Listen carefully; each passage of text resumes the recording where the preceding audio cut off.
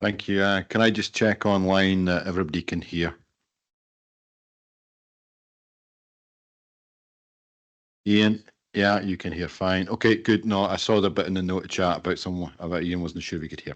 Okay.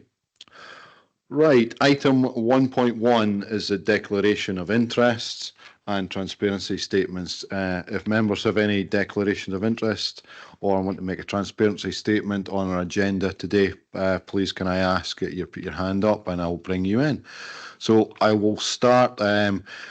I'll start in the chamber. Miranda, Councillor Radley, please. Thank you, Chair. It's just in relation to 4.1.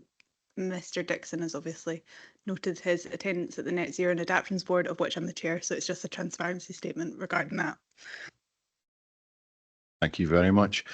Councillor Yule, Ian, please. Thanks, Chair. Got a number of transparency statements in relation to 4.1, the Director's Report, 4.4, the Draft Annual Report, 5.1, the Active Travel Update, 7, the Progress Report, and 8, the Publications and Consultations.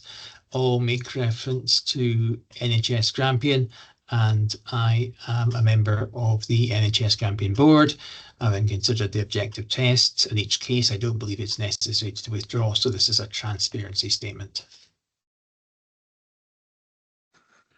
Also noted. Thank you very much, Ian.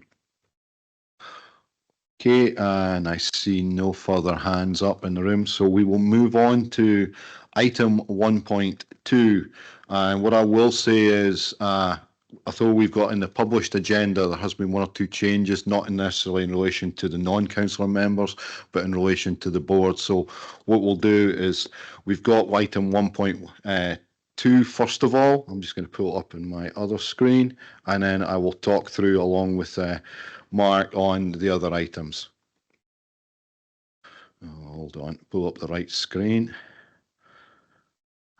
2.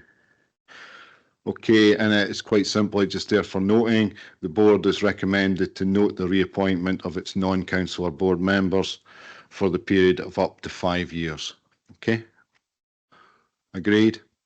Okay. The second part and second item on this is to formally thank Councillor Glenn Reid, who has stood down last week from the Nestrans Board. I just wish to record that in the minute.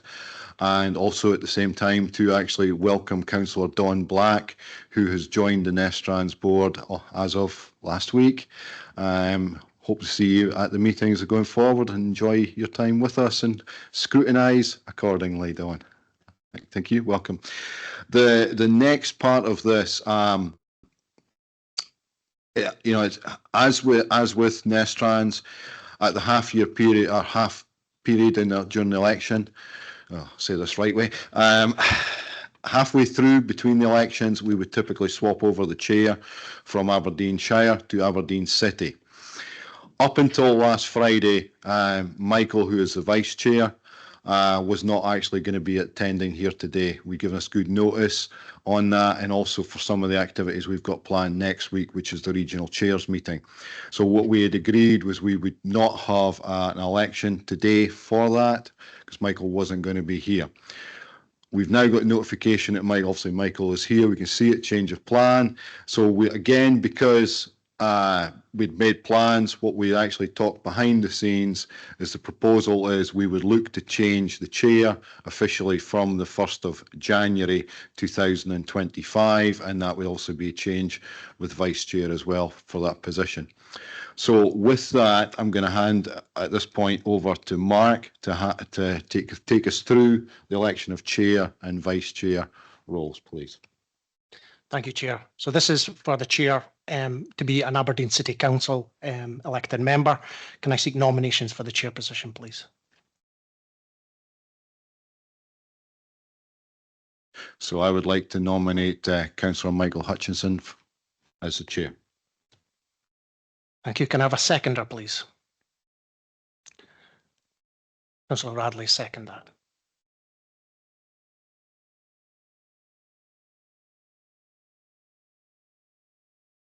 So we're now seeking the elected member from the Shire to be the vice. Go ahead. we are content with that. Should be. Everyone's content with the chair position. So I'm now seeking nominations for the vice chair position, who will be a Shire councillor. I'll nominate Councillor Lantana, please. And can I have a seconder? Councillor Davidson. Is that all agreed? Okay, thank you all. We'll continue with the meeting and the published agenda. Okay, item 1.3 is the minute of the previous board meeting, 25th September 2024, and I should point out that is the minute that was circulated as an additional paper. Are we happy to accept those minutes? Great. Okay. Item 1.4 is the proposed board meeting dates for 2025.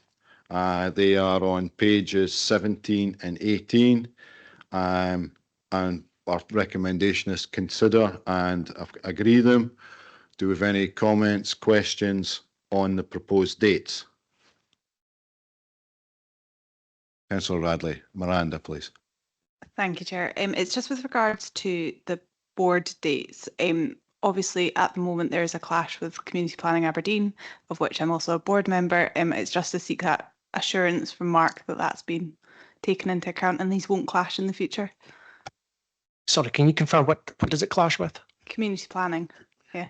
Correct. Yes, I believe that. Yeah, there is a clash today, but we've checked with Mrs. Crombie, and she's confirmed that there's no clashes with the dates that we've proposed. Thank you. Okay, I see no further hands up, so I take it we're all happy with those dates. Great. Okay. We have no presentation today, so item 3.1 is budget matters, and it's 24-25 budget matters, and it's Jenny Anderson that's presenting. Jenny, please. Thank you, Chair, and good afternoon, everyone. This report is to provide an update on the budget monitoring and forecast outturns for this financial year and to consider any issues that arise. Appendix 1 sets out a summary statement of income and expenditure, and this shows spend of almost 2.4 million to the end of October. The forecast outturns are also shown and have been updated to reflect some projects that are known to be coming in under budget or not progressing this financial year, and this is the basis for some of the variants that are later proposed. Appendix 2 gives a more detailed breakdown of the spend to the end of October against the individual projects being funded within the People Fund. The board agreed at the last meeting to the use of Strategic Transport Fund monies from a development in the Inverurie area towards the Links to Inverurie Academy project, but this project is no longer going to be progressed this financial year, and so use of the STF monies is instead requested towards the River Dawn path improvements in the Inverurie area, as shown in Appendix 3. Due to some further project-specific variances, a number of variant proposals are presented in Appendix 4 for consideration, and the board has been asked to note the monitoring position and forecasts presented in Appendix 1, to note the monitoring position and forecasts for the People in Place projects presented in Appendix 2, approve the variant of STF monies requested in Appendix 3, and approve the general budget variants proposed in Appendix 4. Thank you, Chair, and I'm happy to answer any questions on this report. Okay, do we have any questions or comments from the board?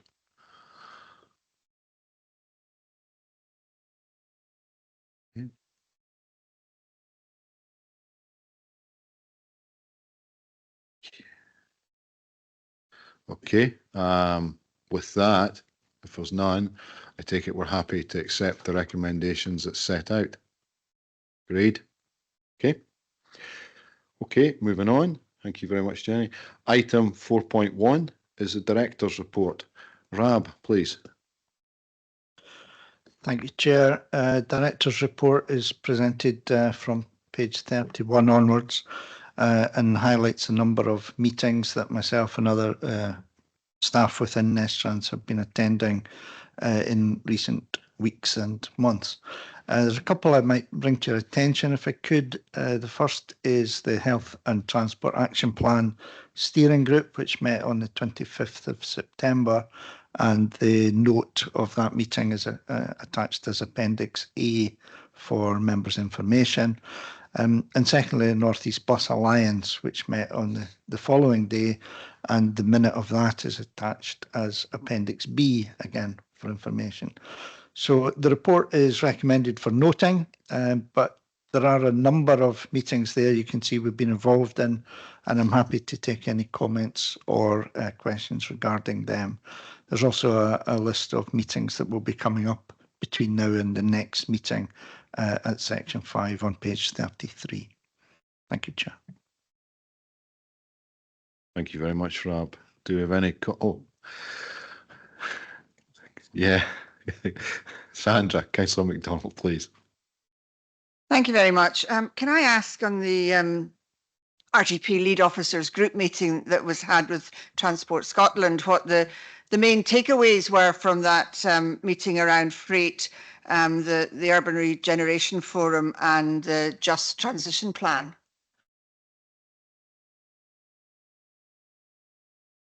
Yeah, we have regular meetings of the lead officers group, as you know, and increasingly we are getting involvement of Transport Scotland and various teams within them who come along and do presentations to those meetings. The freight one in particular was about carbon reduction. So there's a real drive towards trying to think about how can the CO2 emissions from HGVs in particular be brought forward. So there's a bit of a focus on that. The Urban Regeneration Forum one was just an update really of a presentation. And I think I have slides which I'd be happy to share with members if there was interest. The Just Transition one, again, was just an update, really. It was particularly relating to Transport Scotland's roadmap towards 20% traffic reduction. That was discussed, I believe, at the COSLA's Environment and Economy Committee, which was seeking their endorsement, but my understanding is that COSLA didn't agree on an endorsement of that report, and there's going to be some further work undertaken on that.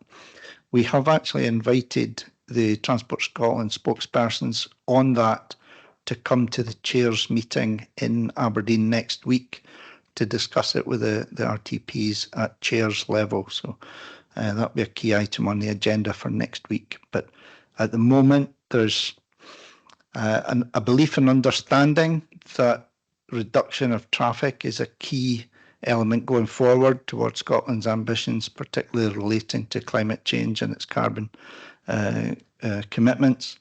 But there isn't yet an agreement on exactly how that should be presented. So it no doubt be one that will come back to this board once there's an agreed and published document.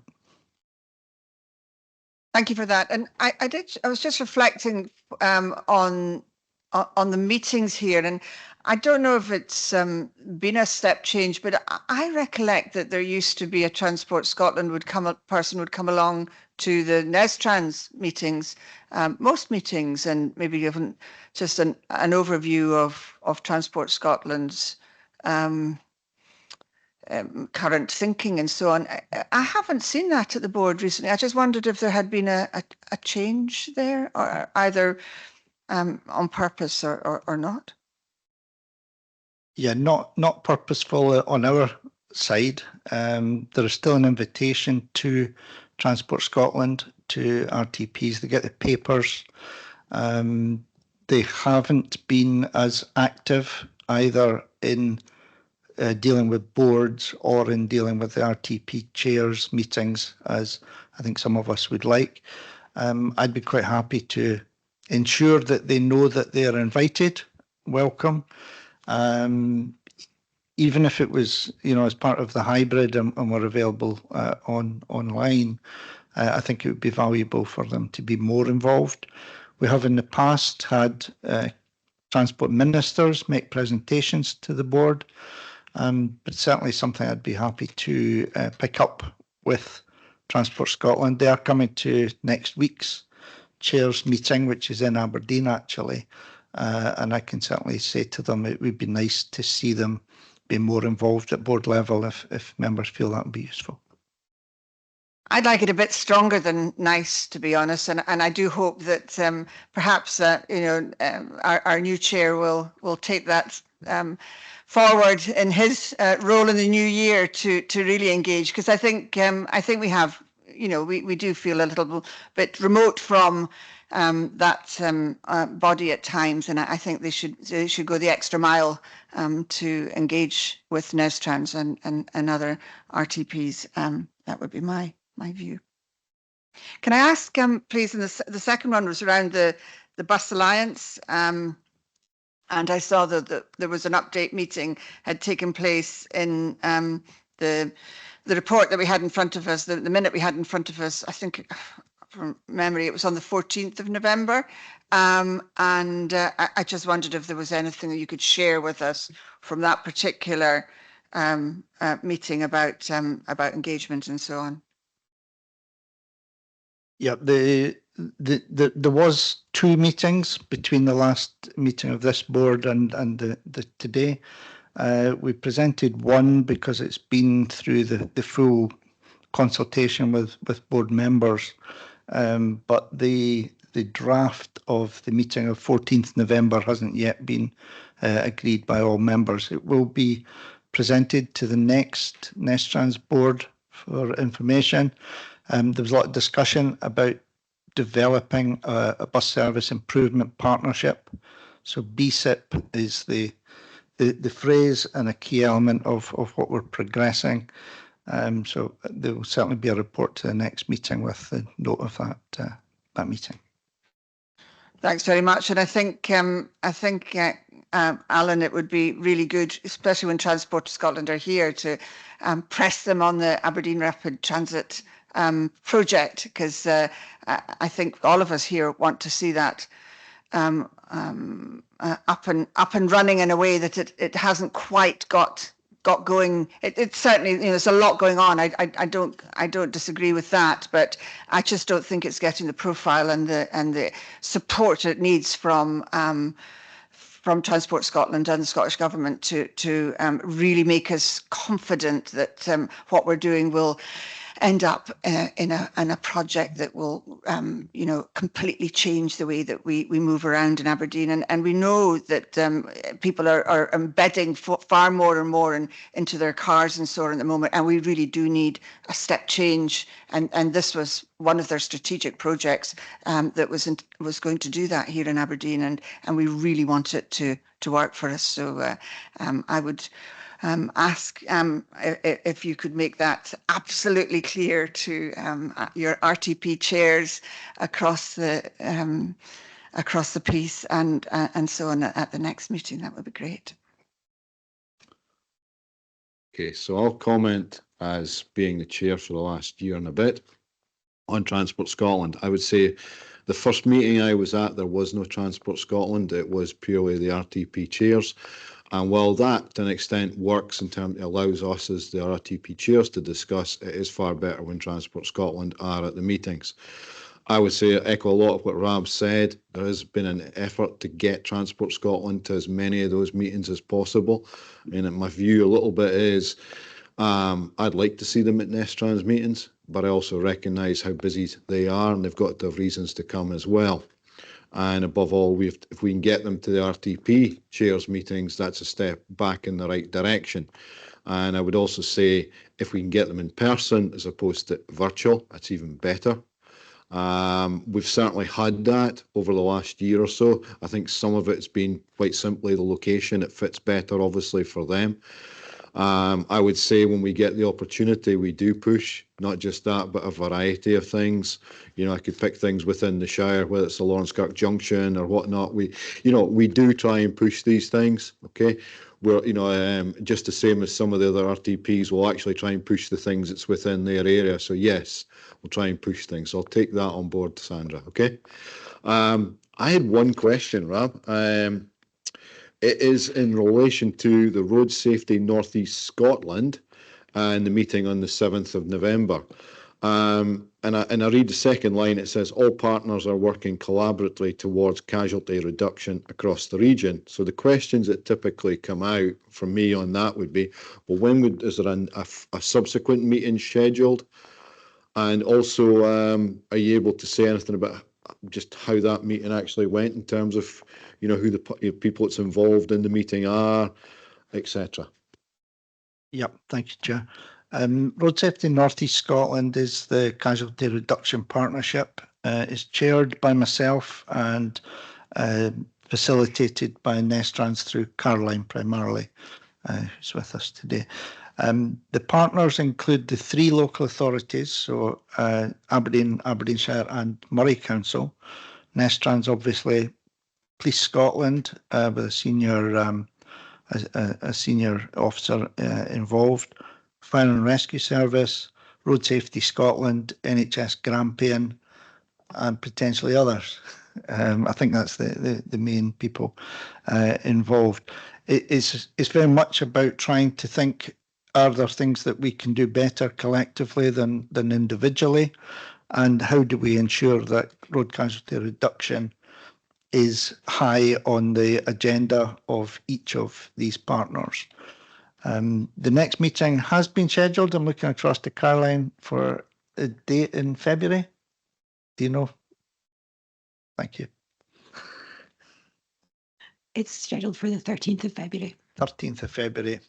How the meeting went, there were a couple of teething troubles around people who the gentleman from Transport Scotland's road safety team didn't manage. He was an apology on the day, and that was going to be a major item on the agenda, particularly around a speed management review. Now, that speed management review has actually been released by Cabinet Secretary today, and a consultation which will come back to the next meeting of this board as consultation responses are required by the 5th of March.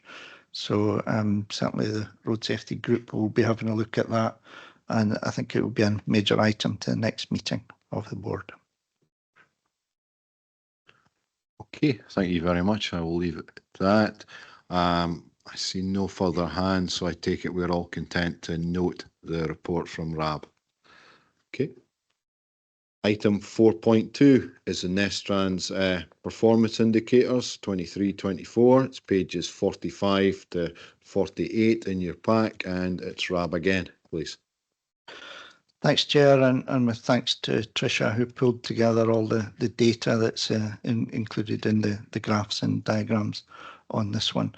Nestrans always has maintained records of its staff travel to work and its business travel, and we report these to board on an annual basis and include them in our climate change reporting, which is the next item on this agenda. You can see that from figure 1 on page 45 that just shy of 3/4 of travel by Nestrans staff is actually work from home. So I guess it's not travel, it's working from home rather than travel, and just under 50% of the remainder is by car. And business travel, a real dependence on rail. We tend to do rail travel wherever we can, and that's reflected in particularly the miles travelled by mode at figure 4, where rail is way over half of all the distance travelled by Nestrans staff and members on business. There are a number of flights in there, but we do keep them to a minimum. The 4, I think, there reflect a chairs meeting in Lerwick in just over a year ago now. Myself and Councillor Crawley went to that meeting in Shetland.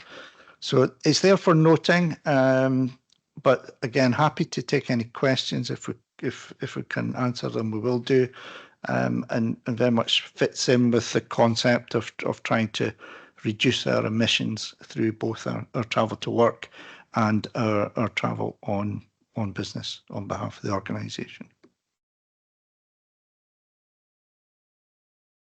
Okay, does the board have any questions or comments on that report?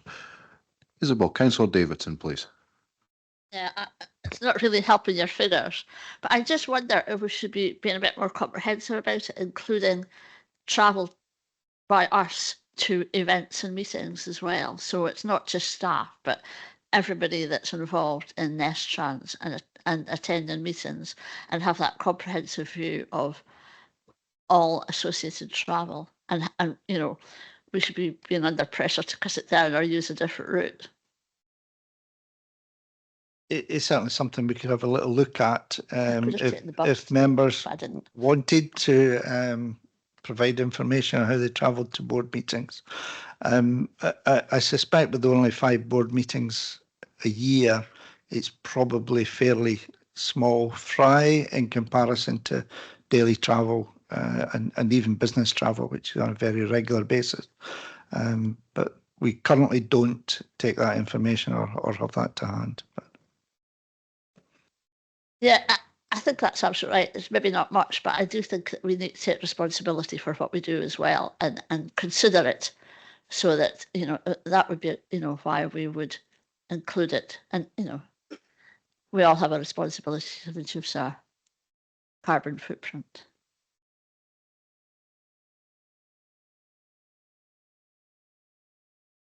Okay. Just so I guess we can take a look at that for what would be this year, which is 24-25, yeah. Okay. Or you want to go back for 20? So that's more likely to be next year. You know, something to think about for future recording. Yeah, for future. Yeah. Sandra, Councillor. Yeah, I mean, I don't disagree with the sentiments, but I do wonder if the effort to do that would be worth it. And I say that only because I think we should always be aware of how we're traveling. But when we come here, for example, for meetings, it's not necessarily because it's Nestrans. We could be. This is the ward I represent, for example, and that might be the case in other places. So I'm not sure how much we would gain, but we should look into it. Let's look into it. But I'm not convinced that it will. The effort that we have to go to and the officers have to go to would be worth the exercise. We'll see. I completely understand what you're saying. I took it a little bit from what Rab had said. He talked about the travel to Lerwick for him and Councillor Crawley, and I think about the times I've actually travelled for various things to do with Nestrans. So, you know, I keep records of that myself. So that to me is not a big challenge actually to look at it. I hear you, but I think it is actually worth we just take a step to have a look at this, see if there is. I don't think it's. I really don't think it's that much work, in all honesty. To be honest, Sandra. Okay. Yes. Yeah. Okay. Just a little look online. Don't see any other hands up. So in terms of what is the report we've got at the moment, which is 23-24, we are content with the recommendations that are set out, or the recommendation that's set out, which is to note the contents of the report. Great. Okay. Item 4.3 is the climate change reporting. It's pages 49 to 54, and it's Caroline Hood that's going to be presenting. Caroline. Thank you, Chair, and good afternoon to everyone. The purpose of this report is to update and to inform members about the responsibilities being placed on Nestrans as a public body in respect of its statutory climate change reporting duties. The report contains details of the reportable carbon emissions for the financial year 2023-24, and also included is 2022-23 data to allow a comparison. These are set out in tables 1, 2 and 3 in the report. The data shows a decrease in Nestrans' overall carbon emissions from 10.853 to 10.702 tonnes of carbon dioxide equivalent. And figure 1 in the report provides an overview of Nestrans' reported CO2 emissions since reporting commenced, and figure 2 provides detail of emissions by category.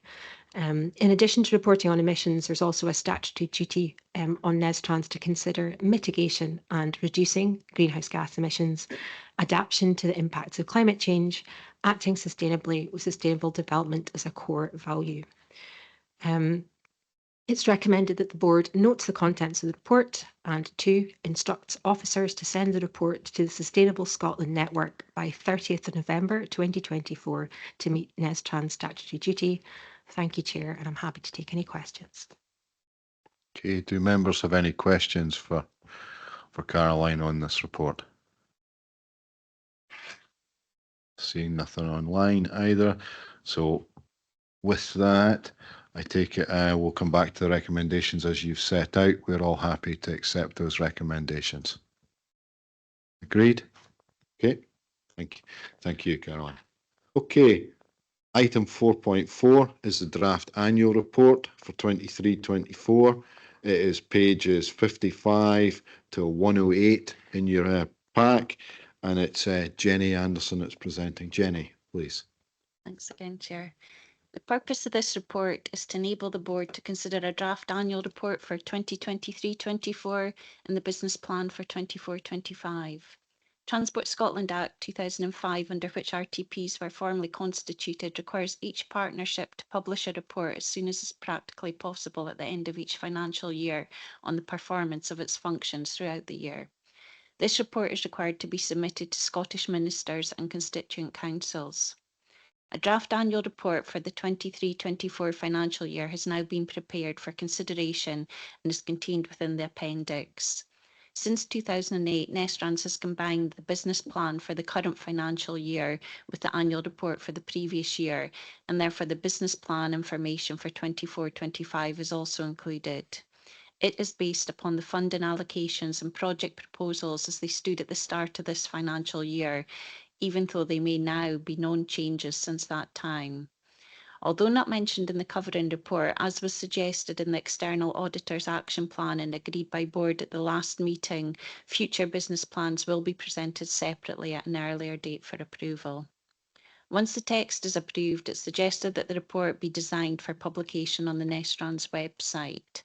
In addition to any comments the Board may have on the draft text, the Chair might specifically wish to consider and comment on the presentation of the foreword. The Board has been asked to consider the attached draft 23-24 annual report and business plan for 24-25, approve publication of this report on the Nestrans website once the design has been completed, and instruct a link to the published report to be sent to Scottish ministers and the chief executives at Aberdeen City Council and Aberdeenshire Council. I'm happy to try and answer any questions or to incorporate any changes or additions to the annual report that the Board may wish to make. Thank you, Chair. Do we have any questions or comments for Jenny? Councillor Yule, Ian, please.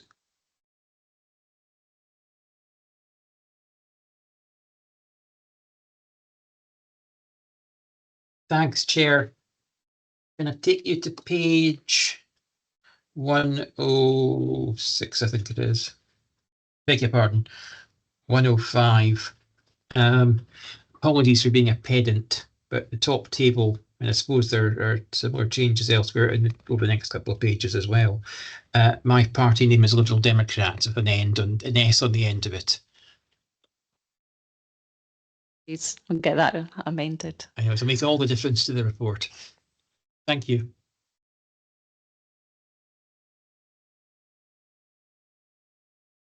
Okay. Any other questions or comments on the report, members? Okay, I'm seeing no further hands, so I take it we're with that change. We're content to accept the recommendations as set out. Agreed. Okay, thank you. Item 5.1 on our agenda today is active travel update, people in place programme. It's pages 109 to 156, and it is John Barron it's presenting. John. Thank you, Chair. Good afternoon, everyone. People in Place programme, by way of a very quick recap, As of April 2024, in a significant about turn of policy direction, and rather than fund various national bodies, for example, Nestrans, Cycling Scotland and Pass for All, the Scottish Government invoked the principles of the Verity House Agreement between it and COSLA, namely local by default, national by agreement. As a result, Nestrans and the other RTPs received the Scottish Government funding direct and became responsible for active travel behaviour change and access to bikes interventions in the North East. For 2025-26, this scope has been widened to deliver place-based, sustainable and active travel behaviour change projects that will support people to make more of their journeys daily by walking, wheeling and cycling, and to bridge the gaps that exist between those journeys and the public transport network with options that are more sustainable than the car. A lot has been created from a standing start. I'd like to thank all those from the partner organisations that we work with for their efforts and their patience and for responding to my many asks, whilst this programme is a shining light for the often life-changing work that's taken place in our communities, being delivered by a group of tremendously inspiring and motivated people. If you'll forgive me banging the drum, it also shows what the Nestrans team does at best. It brings our collective strengths, views, experiences and commitment together to effectively and efficiently create something from a standing start. All of this was done more or less overnight.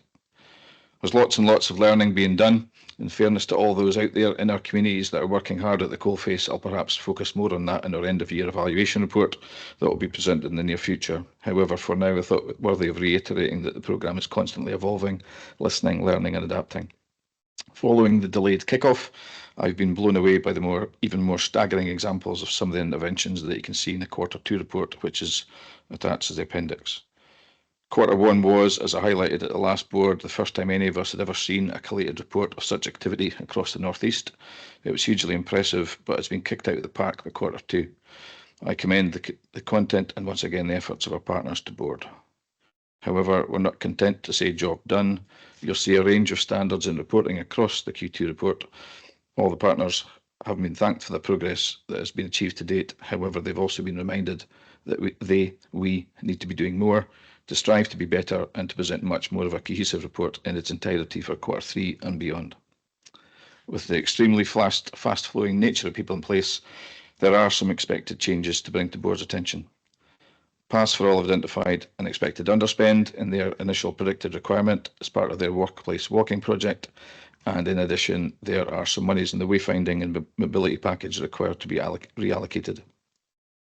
Authorities requested to direct some of these funds to both Sport Aberdeen and Live Life Aberdeenshire for the reasons that have been highlighted. Looking forward, building on the progress that's been achieved to date, it remains the intention to host an in-person event in Huntly, hosted by the Huntly Development Trust on Wednesday, 12th of March. Placeholder invitations will be circulated shortly to invitees, with more details being released publicly once the planning has been finalised. And the purpose of this event will be to publicly showcase and celebrate what's been achieved and what we need to do yet. Board members will of course be invited to attend, and my intention is that there will be some bikes of various types available for use on the day. Planning is also underway with gusto for the 2025-26 programme. We've been given limited guidance so far from Transport Scotland, and what has been given has been used to help shape what you'll see in Appendix 3. Briefly, the 4 themes that we've been given are the same as this year. However, we thought to further complement those and help make a bigger impact, that one around everyday behaviours was and is needed. Local authority direct awards will now be brought under the People in Place umbrella. However, councils will still receive the monies direct. The community-based grassroots organisation supported previously through Smarter Choices, Smarter Places, and this year through the Community Project Transition Fund that will close in March are both now included in the programme that's coming to Nestrans. As was mentioned earlier, the inclusion of sustainable travel will be a feature in 25-26. We've devised some general programme principles and activity areas that we think, in support of the overarching themes, are where the impetus is needed from all the projects that we support next year. Nestrans is still unaware of what funding it will receive, and it's hopeful there will be a bit more clarity around that following the budget next week. Our working model, however, has been to aim around the total award that we received for 24-25, which is around 1.75 million. Based on the experiences and the learning we've all undergone this year, it's no longer unprecedented to use the word unprecedented. We've devised a more open, transparent and fairer process, I think, for partner organisations to tell us what they want to be part of for next year. The intention, subject to board approval, is to publish on our website, supported through our social media channels, messaging through councils, other Get About partners and organisations that we currently support, those we couldn't support this year and all the others that we can think of who should be included, a guidance document together with an expression of interest template. This will standardise the submissions, level the playing field, so to speak, and without hopefully making it too onerous or time consuming on the applicant, allow for a more balanced and detailed level of understanding of what the potential project is and what it will achieve. With the timelines imposed on us by Transport Scotland, the final suite of supported projects needs to be with them by the 31st of January. So if board approved, we could issue this guidance document as soon as possible before the end of this week so that partners can roll their sleeves up and begin their applications. In closing, the People in Place programme, from the first moment I heard about it right through to today, has been hugely important to the North East, to Nestrans, to me, to our partners, but most of all to all those living and working in the North East. It's even more important tomorrow than it is for today, for a whole host of reasons. And it has the potential to help deliver even more lasting change to even more people than it already has impacted on. I'll stop there. You'll be all pleased to hear, and perhaps before you go through the recommendations, Chair, I'm happy along with others to best answer any questions anyone might have. Does the board have any questions? Sandra, Councillor MacDonald, please. A comment first, Chair. Well done. Absolutely first class and really inspiring, I think, inspiring work on the ground. For the Huntly event, please do include our substitute members as well, because I'm sure my colleague Kate Blake would want to be included. My question was around the data that you've gathered. You know, some of it's here in front of us. I just wondered if there was anything that you could say about the participation, whether there has been an uplift in the number of women getting involved, the number of younger people getting involved, number of ethnic minorities getting involved, number of older people, you know, getting back on their bikes and so on. Just, you know, maybe anecdotally just now, but if there is, you know, that kind of evidence to back up the excellent work that is on show here, and I know is happening on the ground, that would be great. Yeah, thank you. As you know, I don't do summaries very well, but it is perhaps too early to see in true clarity and to do it justice, I think, as far as what the data, the evidence would tell us, but there are a whole host of stories, some of which have been included. There are lots more, and arguably for me, although the numbers and things are absolutely important, some of these people's stories are much more impactful, because I think they can and do illustrate that anyone can make even those small changes. So and the difference it makes already to some. So it's still very, very early days, and that's something that we need to probably be better at, telling that story and pushing the impact. So.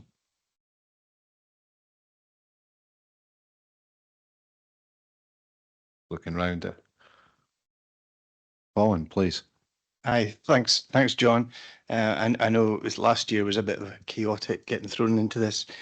So you're saying for next year that the same project is going the same way is going ahead through Nestrans, the two councils, Sport Aberdeen and Live Life. How are we going to coordinate all that so that we're not either double dipping or nothing's getting fallen between the cracks? I suppose the first stage of that is the invitation for expressions of interest. So hopefully many of the projects that we're supporting this year will continue to be supported. However, I think in hindsight, initially our gaze in January was those right under our noses. We didn't cast a net. So some projects missed out, others aren't included. Some partners weren't even told of People in Place. That needs to change to be fairer and more transparent, I think. So that's the first stage of that. How will we minimise duplication, plug gaps through the, I love the word robust. Yes, our governance of it needs to be tighter. We need to be have a firmer grip in it all, without wanting to impact on project delivery. And kind of aware that we're looking over their shoulders, but we need to know what people are doing. We need to know where the money's going. There are still too many duplications. There are still too many gaps.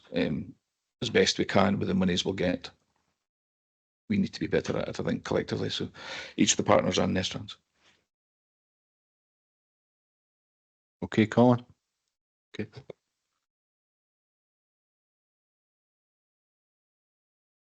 Okay, with that, I see no further hands up, so I'm going to thank you, John, for not only a very good piece of work, but actually answering the questions. Here, I'll take members back to what is pages 111 and 112, which is the recommendations, and just check, are we all content to accept the recommendations as set out? Agreed. Okay, our next paper is 5.2, and it is the Aberdeen City Region Deal Strategic Transport Appraisal Update. It's pages 157 to 162 in your pack, and it's Paul Finch that's presenting. Paul, please. Thank you very much, Chair. A version of this report was presented to the City Region Deal Joint Committee on the 15th of November. However, there are substantive implications here on transport matters, so I always think it's appropriate to bring a similar board to the Transport Board members as well, so there's that full visibility of the work we're doing or in the other arena, so make sure that there's that parallel process of reporting. The strategic transport appraisal is one element of the Aberdeen City Region Deal, primarily focused with preparing business cases and designs for future funding allocations. So we have money to do feasibility studies and prepare business cases, but not necessarily for implementation in this project. We've been working through 7 specific projects for a couple of years now. We've continued to develop and use the strategic transport model, ASAM 19.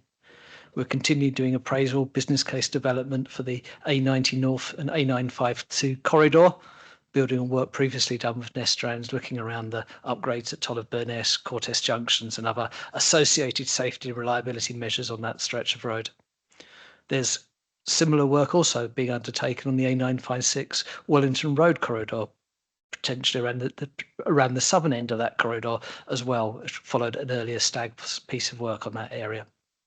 We've undertaken work on rail freight demand and various options for that, and how that links into Aberdeen South Harbour and the adjacent energy transition zone. We continue to explore the opportunities around transport mobility hubs, where they can locate locations where you can facilitate interchange to more sustainable modes. We've been doing a lot of work on regional hydrogen refueling hubs, again, picking up on the point that Councillor MacDonald made earlier and the questions that Rab had around about the decarbonisation of freight movements. We've also been, in the last year, supporting Aberdeen Rapid Transit, the design and business case development. In terms of progress to date, again, the ASAM model is now being used, but the City Region Deal Board were content for the application of that to extend to work on cumulative transport appraisal on the work going on the local development plans. And that's almost a requirement that Transport Scotland have asked of our local planning authorities, so we can understand the broader strategic implications of the allocations or the draft allocations that are being considered. Work on the A90, A952 appraisal continues. We anticipate bringing to this board the detailed appraisal next year. And we're also taking to the ISC, Aberdeenshire's ISC committee tomorrow, a report on lining up procurement for the next phase of that work, which will be design work in that particular location. Similarly, for the Wellington Road work, there was a report considered by the Net Zero Environment and Transport Commission Committee at Aberdeen City Council, which again was content with the stage 2 work and was approved moving that on to the next stage, the stage 3 work, which will happen in the next financial year. And that's about road space reallocation, improving freight access, but also improving public transport and active travel access between Hareness and Sooterhead roundabouts and the surrounding area. The work on the rail freight terminals review has progressed. Most recently, we've undertaken specific freight counts at key locations across the region, and we're looking to share that information with key stakeholders to help them inform the development of future options, but also to help inform some of the appraisal work that I previously talked about. The work on regional hydrogen refuelers I've published on the Nestrans website, and that was work undertaken by consultants Arup earlier in the year. That did indicate quite expensive provision in terms of capital and revenue operating costs if we were to roll that facility out on a broader regional basis, even if it was done on a more modular element. We will perhaps pause that work just for the time being and see how the market responds generally to hydrogen refueling, notwithstanding the absolute commitment there is to the development of the hydrogen economy in the northeast of Scotland. One thing we are interested in, though, is in that area is looking at the rapid growth and development of battery electric vehicle freight or larger vehicles in that space as well. And the CRD board were content with us to continue to look at that and see if we could do a wee study on battery electric freight vehicles, recharging requirements and hubs. And we could see recently how that's been developed by the company Ember at the Bridge of Don. So that's perhaps providing a highlight for how that might be delivered in the medium term. The work on mobility hubs has continued, and there's been work in around Ballater in particular, and we've been able to marry up a project at Aberdeenshire Council with the movement of a bus stop, the potential redevelopment of a car park, but also work being done by Cairngorms National Park in that particular area as well. We're currently scoping out a more detailed design brief and a business case brief for that to take forward as well. The work on Aberdeen Rapid Transit continues. It's good that Kirsty's here to consider this as well. But work continues on the finalisation of a strategic business case due at the end of March 2025.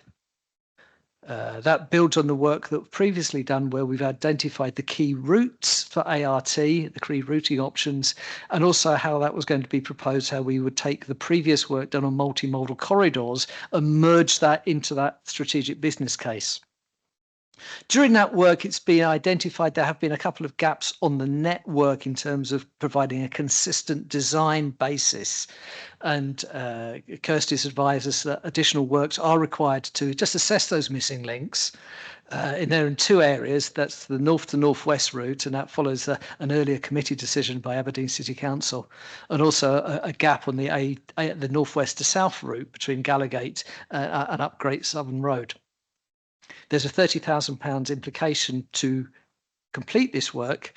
Budget is available for that, but we are seeking approval to extend the current commission. So it's a procurement question, not a budget question in terms of the approval we're seeking from the board for that additional £30,000. Work continues also on the procurement of communications engagement support for business case development. A final element of what we presented to the board, the City Region Deal Joint Committee, was around allocating potential funding from the Strategic Transport Appraisal to cover the potential cost risks of inflation for the external transport links to Aberdeen South Harbour. And we are exploring the governance around that at the moment with both the governments and also the two local authorities. It is likely that that will result in subsequent board papers being taken to both council committees if that is going to be progressed. So that's an overview of all the work we've been doing in the space of the City Region Deal Strategic Transport Appraisal. There's 3 recommendations about approving that allocation to continue the design work associated with the ART strategic business case. Note the publication of a raft of papers relating to that baseline analysis, etc. And also note the wider progress that has been made on the transport elements. Thank you very much, Chair. Happy to take any questions, or Kirsty's also here if she's got any questions on ART. Thank you. Okay, do we have any questions on the paper? Board? Comments? Okay, I'm not seeing any hands. It's good. So, oh, sorry. Oh, Ian, sorry, I didn't see it. Please. That's all right, Chair. Thank you. I noticed that the Aberdeen Rapid Transit strategic business case is due for the end of March, and assuming approval of the funding, could I just ask, is it on target for the end of March? Thank you. Yes, we're currently working with Stantec on that. There are a few issues around about application of BSIP guidance from Scottish Government, which is causing us a little bit of consideration in terms of how, because obviously that's one of the key delivery mechanisms that we are looking at for art. So we are waiting on some of that. So I'm still in discussion with the consultants about how that's actually impacting on the progress, but we're doing our best to get that to March. Okay, Ian. Yes, thank you. Thanks. Okay. Thank you. Okay. With that, I do see no further hands up, etc.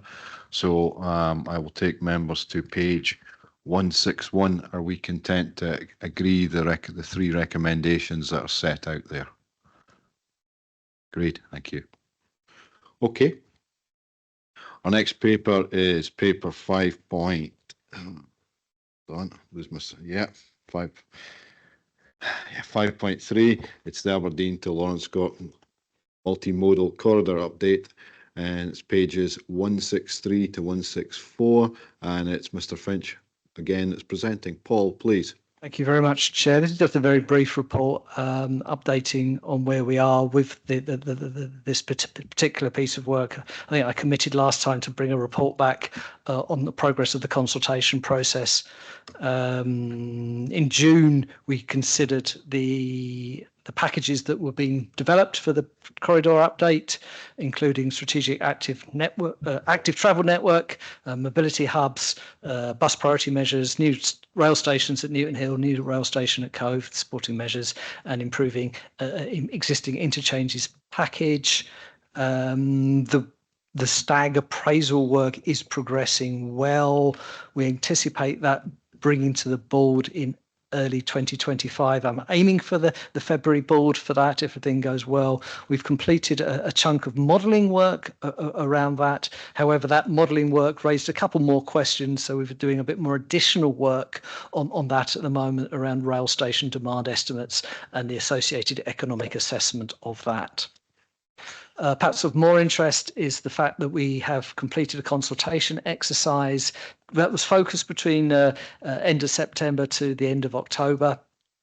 Although the discussions with and responses from community councils continued to be collated up until mid-November.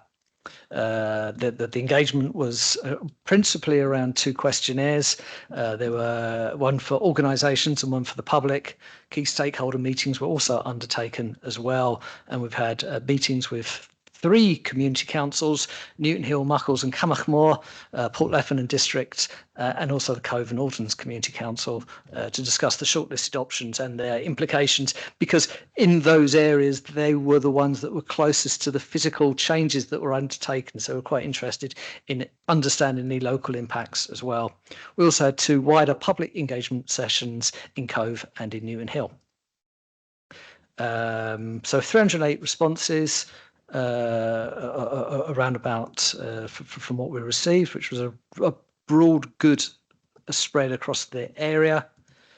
The outcomes are still being assessed, but overall the initial outcomes have suggested strong support across each of the package, strongest support for new rail stations and active travel measures, probably in equal amounts. I would say that although there was that strong support throughout the consultation, there were some quite intelligent and informed comments were made on some of the potential drawbacks and challenges, also related to the options as well. Parking in Newton Hill was one thing that was raised. The relative cost of rail fares compared to bus fares, particularly if a concessionary ticket was also raised, and also perhaps detrimental impact on local bus networks was also raised as well. Good range of informed comments on the various active travel measures, which we can take on board as well. And some of the sort of gradients in some of those areas as well was also highlighted as well. So really good, informed, detailed feedback from the consultation exercise, which we're hoping to take through to the final appraisal. Obviously, when we set out the final appraisal, it's often a balance of pros and cons, opportunities and constraints as well. So just to say, we hope to bring the final report to you to the board back in early 2025, and the recommendation is just to note the recent progress and including the conclusion of the consultation exercise. Thank you very much, Chair. Thank you, Paul. Do you have any? I was going to ask, do you have any questions? Councillor Black, Dawn, please. Thank you, Chair, and thank you, Paul, for the report there. I just wondered, with this corridor, it's labelled as the Aberdeen to Lawrence Kirk corridor, but everything is focused on the northern end of that corridor. So my question is, are there any changes proposed structurally or otherwise near Stonehaven or Lawrence Kirk? For example, bus hubs at Wizard Town Centre in Stonehaven, bus provision to Lawrence Kirk, because that is severely lacking at the moment. Because obviously you've had consultations there with community councils at the northern end, but nothing with Mearns and Stonehaven. So just wondering what the thought is on that southern part of that corridor. Thank you. Yeah, thanks very much. It has been a long and torturous process to get to this point with this particular study. It kicked off as a local rail development fund study, although it did go all the way down to the Lawrence Kirk area. We looked at a range of different opportunities earlier in the study at the initial stag appraisal stage, and at that stage the impacts of some of those measures were considered, but either they had deliverability challenges in terms of increasing the bus services into Lawrence Kirk, or we did not necessarily feel that they would have the significant impact that we were looking for in terms of modal share along the whole corridor. So they had been almost sieved out earlier in the process of that assessment. So we were left with those 5 perhaps larger elements towards the northern end of the corridor. That being said, obviously we are still pushing hard on seeing the resolution of the improvements at Lawrence Kirk in terms of the flyover, and we continue to see, or wish to see, progression on that with Transport Scotland and the opportunities that that might bring in terms of improving coach or longer distance access into that particular town as well. I also note that since that we made that sieving decision, there has been sort of planning activity around the Stonehaven junction of the AWPR, which we're aware might also open up opportunities for that sort of out-of-town bus accessibility in the Stonehaven side of element as well. Although I understand that obviously that's still going through that planning process, I think. What we could do, I think we would probably continue the aspect of Lawrence Kirk in the context of our discussions with Transport Scotland, in our discussions with the stakeholder group in terms of that one going forward. But I'm quite happy to review any opportunities that might arise from that planning application that has come in, I believe, at Meagray. I mean, just to come back on that, I welcome that, the comments that you made at the end there very much, because at the moment it is very much an Aberdeen to Newton Hill corridor as opposed to Aberdeen to Lawrence Kirk. So it was just to bring that up. Thank you. Just looking.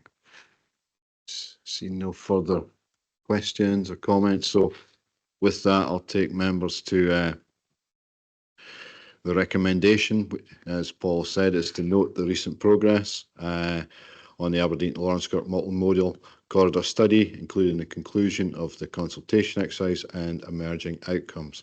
Are we content to accept? Yeah, agreed. Okay.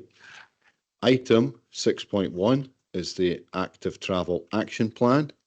It is pages 165 to 178 in your agenda. And just for consistency, it's Mr. Finch again. Paul, please. Again, thank you very much, Chair. Thank you very much, Board. At the last meeting, we brought a summary of this paper to the Board for consideration. We had a really good discussion about the items within the action plan as presented at that point, and we are pleased to have been able to incorporate or reconfirm the questions that were given into the finalised version and present a finalised document to the Board for approval today. I would also highlight that we put on the members only space of the Nestrans Board prior to this paper the full version of the Active Travel Action Plan and also the Equalities Impact Assessment that goes along it. This is an important policy statement that sits beneath our regional transport strategy. It sits alongside and helps to guide the decisions that we want to be making in the future about the People and Place programme. It also complements and provides the context for the Regional Active Travel Network work that we presented at the last board as well. There are 30 specific actions within the action plan, which we all believe that if we taken together as part of the regional partnership, working alongside the local authorities, will continue to guide and direct the actions of our active travel plan governance and programme. And the fulfilment of these actions will also help us to continue to gain further funding for the infrastructure work that we want to do in our behaviour change programmes as well. The Equalities Impact Assessment we found to be a very useful exercise, and in paragraph 3.4 we've identified 7 or so specific actions to take forward in terms of our ongoing work in active travel that can help us with both infrastructure and also the inclusive elements of our active travel planning work. Given that the action plan largely represents the practical implementation of policies and priorities that are already established and in many cases actually ongoing, we weren't intending to have a separate public consultation prior to approving the document. However, when published, we're going to highlight our willingness to continue to receive practical comments on either the ACTRAP programme or EQIA, with the ability obviously to undertake any minor updates on a periodic basis prior to a scheduled 5-year review. If the board's minded to approve the documents, we would put this into a finalised Nestrans format and publish it alongside the EQIA on the Nestrans website. Indeed, we would actually publish it before then, such that it would be available to guide and direct the expressions of interest we're hoping to receive for the People and Place programme, so we can really set out what our plans are and how we want to take things forward. The work also complements the 2 local authorities' local transport strategy processes as well, reflecting a regional approach to active travel development and delivery. So the recommendations for the board is to approve for publication the finalised documents, forming one element of that wider active travel development framework, and secondly, approve the publication, the Equalities Impact Assessment, noting the recommendation of this document was to continue delivery of the plan and the associated identified mitigating actions. Thank you very much, Chair. Thank you, Mr. Finch. Do we have any questions for Paul on this topic? Councillor Davidson, Isabel.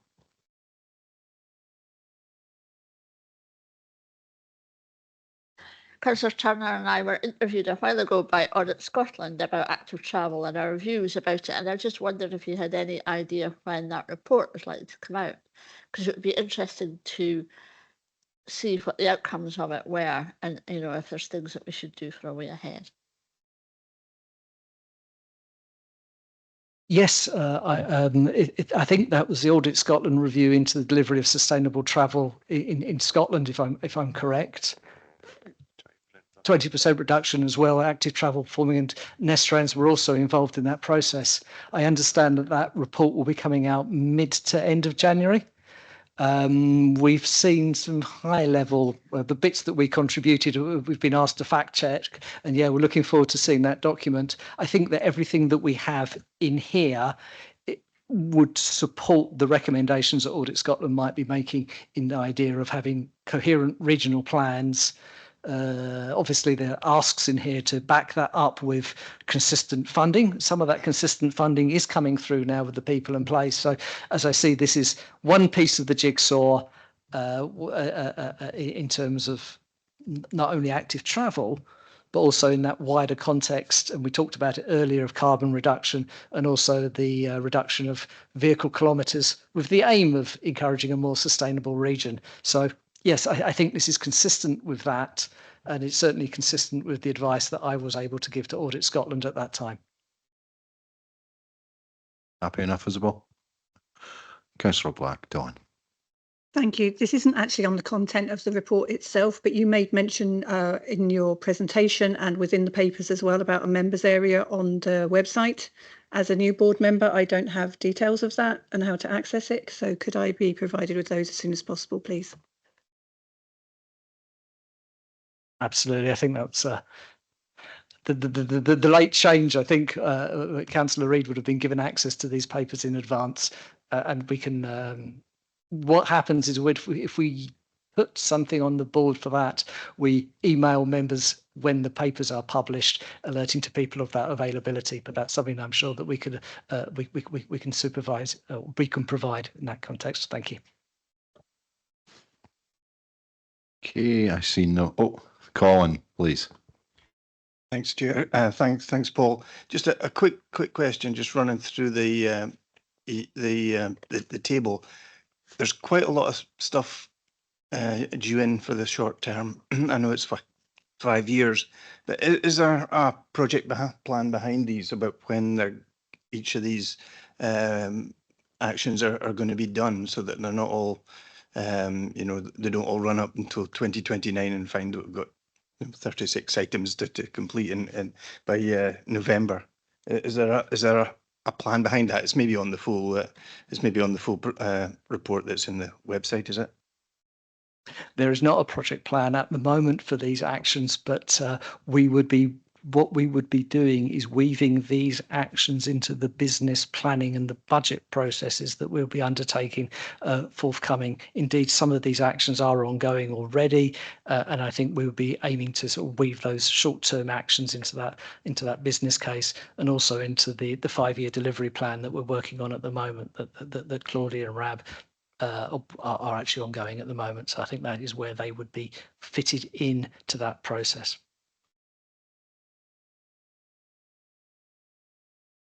Okay.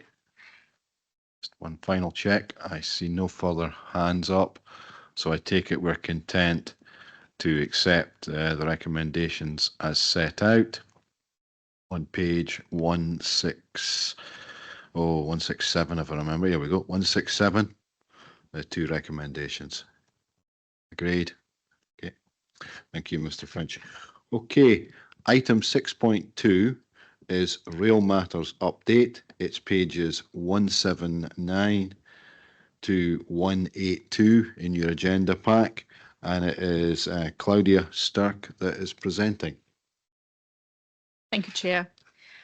This report really provides an update on a number of items relating to rail and rail services in the Northeast. The first one is about the ScotRail ticket office consultation.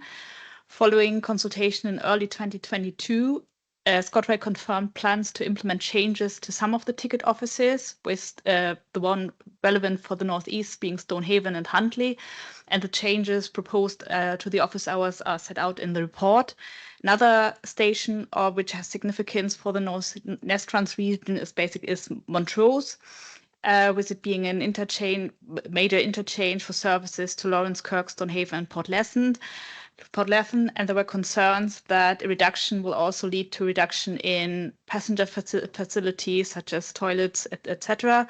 Subsequent meetings have been held with ScotRail, and was confirmed that no changes to any of the passenger facilities are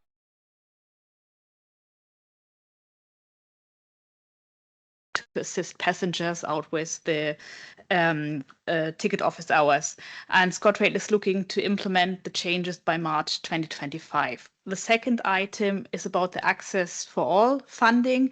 At its last meeting, the board asked for further information on the detailed assessment, in particular in relation to the Inch station. Officers subsequently approached the DfT for comment, and further details on the scoring matrices, the ranking, and the reason for the station in the Northeast are set out in the report. The third item is the campaign for Northeast Rail. I hold a stakeholder meeting in Allen earlier this month to present findings of the recently completed preliminary options appraisal. My colleague Adam and I attended the meeting. And the fourth item with an update is the ScotRail Regional Roundtable, where the Director and Strategy Manager of Nestrans attended it. And key points to take well, from this are basically recovery in demand and the intercity routes from Aberdeen, and also steady but constant demand on the local services and the Aberdeen to Inverness services. So yeah, the basic short report for noting, but happy to take any questions or comments.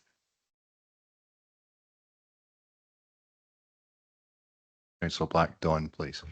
Thank you, Chair, and thank you for the presentation there. I just have a query around Stonehaven Station with the reduction of the ticket office hours. It does mention, and it is true, that there is a ticket machine within the station, but there's only one on platform 2, which is the northbound platform. There isn't one on platform 1, which is the southbound, and which for most people they could rush across, but for accessibility purposes, in order to get to platform 2 from the main entrance of the station, you have to go down some steps, under a tunnel, up some steps to get to the ticket machine. So people that have mobility issues, can't do stairs, in wheelchairs, etc., have no access to that ticket machine unless they are going north, basically, because the accessibility route, if you want to get from platform 2, which is northbound, to platform 1, the main entrance, you have to go out onto the main road, go along a while and then back in.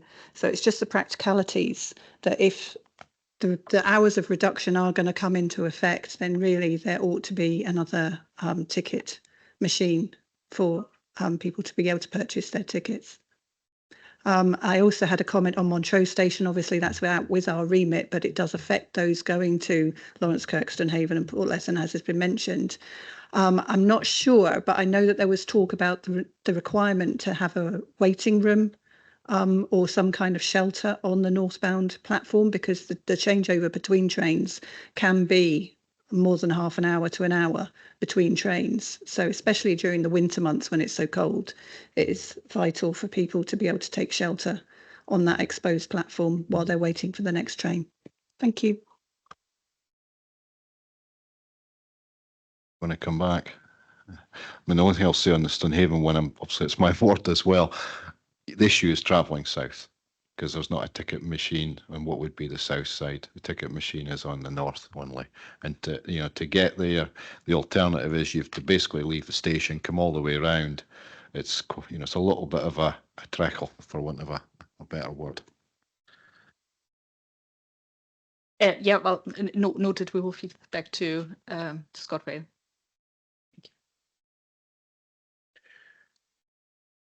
Okay, just looking round, I see no further hands up anywhere. So are we all content to accept what are the recommendations that are set out?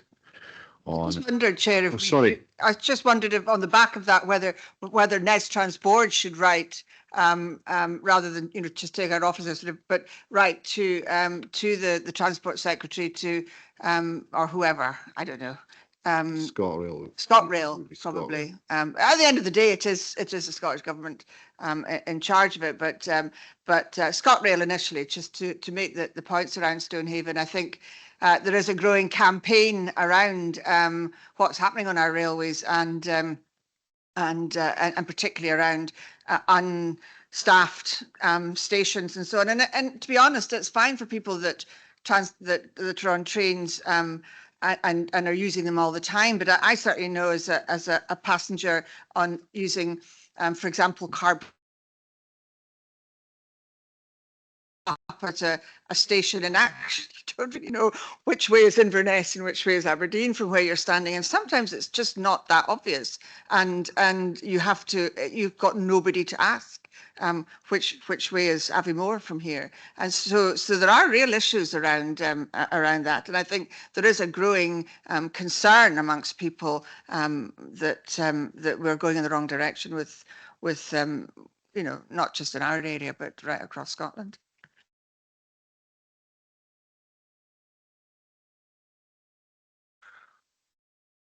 Yeah, we'll take what we'll do is we'll take together, and I have no issue with it going with the board. I was quite happy with it yourself. It was actually, it was right in the letter purely from the fact it wasn't parochial.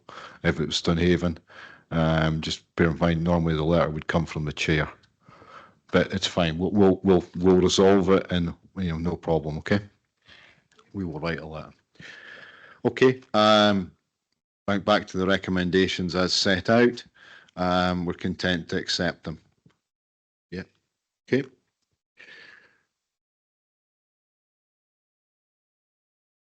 Okay, item 7 is the progress report.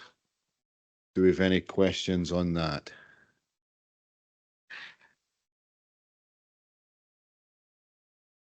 It's giving everybody a pass. Oh, Colin, please. Sorry, just my general question is, I still not sure for some of these capital and projects when they're supposed to be finished, and you know we have a green arrow saying yes, there's a bit of progress on it, but I still can't see from this what if they're on budget and when, if they're on target to be completed, when they're supposed to be completed. It's just my bugbear about this report, that's all. Yeah, I mean, something we have looked into. We try and provide that information on a project by project basis. Obviously, this is an overview summary, which already I think stretches to 30 odd or more pages. But yes, it's something we have had a look at, and we are trying to bring forward more detailed reports as and when necessary. So. Okay, Colin. Yeah. Okay, brilliant. Okay, I see no further hands up, so we'll move on to item 8, which is publications and consultations. It's pages 217 to 220 in your agenda pack.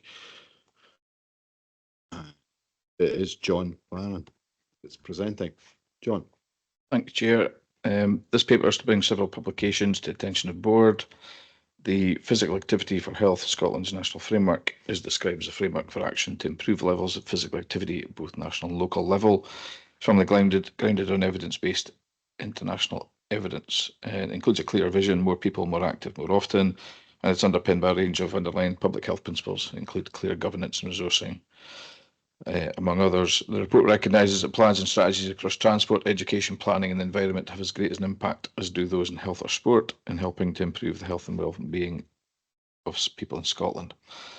In respect to the Transport to Health Delivery Plan, as members perhaps can see in paragraphs 3.1 to 3.4, this seems to be at best a missed opportunity, and if I can, Chair, it may be helpful to hand over to Paul once I've highlighted the other publications and he can give a much better and clearer view in this report. The delivery plan for Scotland's Accessible Travel Framework is the final delivery plan in the lifespan of the 2016 Accessible Travel Framework, which is titled Going Further, that some members may be aware of, and it sets out to improve the door-to-door journeys for disabled people and many others who might at any time have difficulty when travelling around Scotland. The plan and the priorities within it have been co-produced with the Mobility and Access Committee for Scotland, and these priorities will be live and subject to updating and change as and when necessary, so it's a living document. The annual publication of the Report on Road Casualties Scotland presents detailed statistical information around personal injury or traffic collisions in Scotland that were reported to and by Police Scotland's statistical returns. Members will be acutely aware, as I am, of the desperate and tragic toll that sits behind all these numbers. Suffice to say, while some progress has been and is being made, this is still a mixed picture. Much more needs to be done, clearly. Bring this up to date, the Transport Minister has again today, at the launch of the long overdue speed management review that Rab highlighted earlier, that while the number of deaths on Scottish roads last year was among the lowest on record, that was mirrored with an increase in the number of overall casualties. Indeed, most worryingly, road deaths across Scotland have been significantly higher this year than at the same period last year. The third iteration of the pedestrian pound broadens the evidence base for improved walking environments to include the benefits of happier and healthier people, stronger communities and more resilient environment, and it makes the clear economic case for investing in better streets for walking, wheeling, and shows that people who walk or wheeling, contrary to what some may believe, do their shopping spend more money, and pedestrianised high streets see bigger sales. All these publications and others have clear links to the People in Place programme. Thank you, Chair. Thanks very much, John. I just wanted to bring to the board's attention a publication came out from the Scottish Government in October 2024 called the Transport to Health Delivery Plan.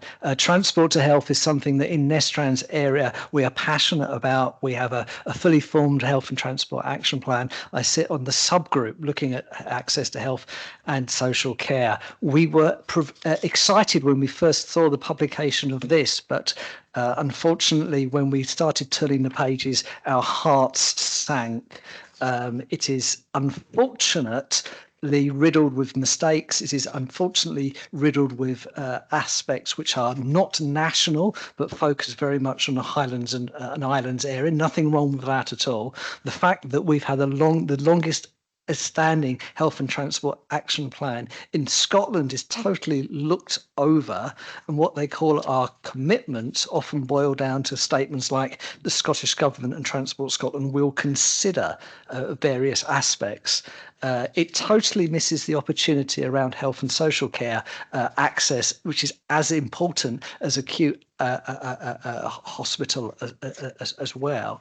And as an officer and as officers in the team, we would just like to say that we were going to bring this up to the steering group of the Health and Transport Action Plan, but we would probably just like to bring this to your consideration, and we may well, via the Health and Transport Action Plan, if they were so minded, be writing politically about this as we go forward. So it's just raising that awareness to those who also sit on who have an interest as well on that accessibility to health.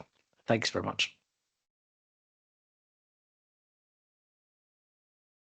Okay, do we have any questions or comments from members?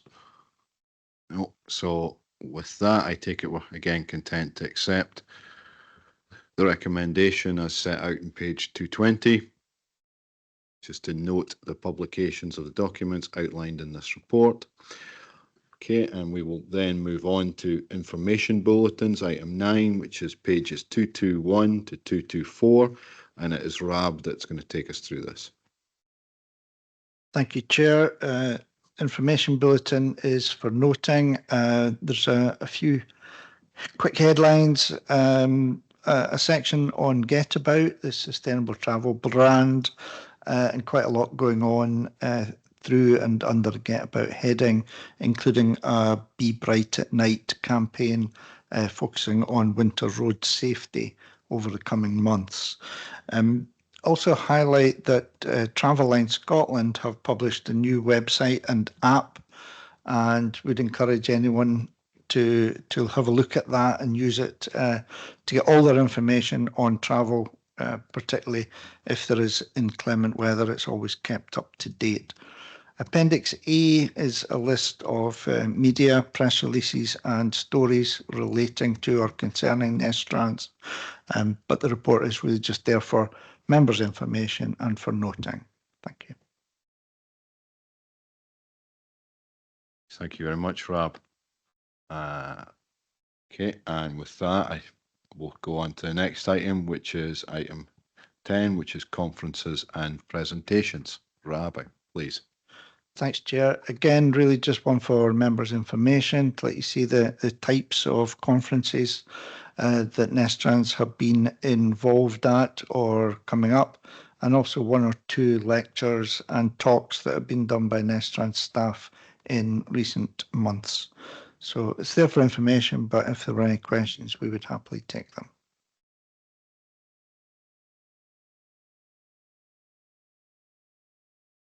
Don't see any hands up, questions or comments. So with that, again, we'll move on to item 11, which is pending business and reports for future meetings. And it's Rab that's taken us through this item. Thanks, Chair. An indication of items that are likely to come forward for the February meeting. I think we've now dealt with the Chair and Vice Chair item, which we were looking to bring up. But we will be bringing forward reports on Regional Active Travel Network, which was discussed at the last meeting, and we would hope to bring forward to February. At some point in the future, February if available, we'll bring forward a final report on the Aberdeen Lawrence Kirk multimodal study, which has been mentioned today. The strategic business case for ART, I think we said by the end of March. So might not be the next one, but will be before the spring, and some other details there. We've already touched on the publication of the speed management review, and we'll try and bring forward a report on that for the next board meeting as well. Thank you. Thank you. Do we have any questions on this item? Sandra, please. Yeah, the minutes that we agreed earlier suggested that we do some site visits out and about, get about, I suppose, ourselves. And I just wondered if that was coming back as a report, Rab, or whether that's just going to be woven into future meetings. It's something I've given some thought to, but to be honest, I haven't progressed due to the time of year. I thought it was maybe something that we could bring forward proposals coming into the spring or even summer. Okay, Sandra. Yeah. Okay. I see no further hands up. So with that, I'll call an end to today's meeting and thank you all for your participation. Thank you.